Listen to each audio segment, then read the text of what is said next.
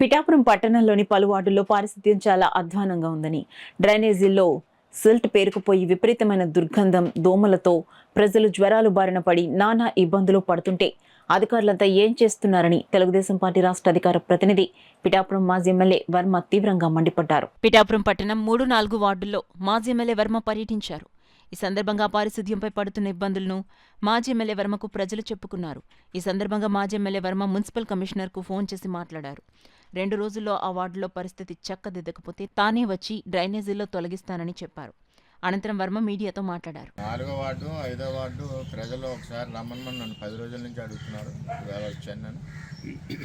ఇక్కడ చెట్టుబెల్జిపేట, పద్మశాలిపేట, మిగిలిన డ్రైన్లన్నీ కూడా అక్కడ మేజర్ డ్రైన్ ఒకటి ఉంది ఆంజనేయస్వామి గుడి దగ్గర, అది టోటల్గా సిల్ట్ క్లియరెన్స్ కానీ శానిటేషన్ కానీ ఎక్కడ లేదు.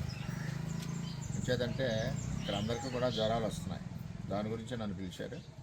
తక్షణం ఇమ్మీడియట్గా 24 అవర్స్లో క్లియర్ చేయాలని చెప్పి కమిషనర్కి తెలియజేశాం. 24 అవర్స్లో క్లియర్ చేయకపోతే మేము వచ్చి క్లియర్ చేస్తాం.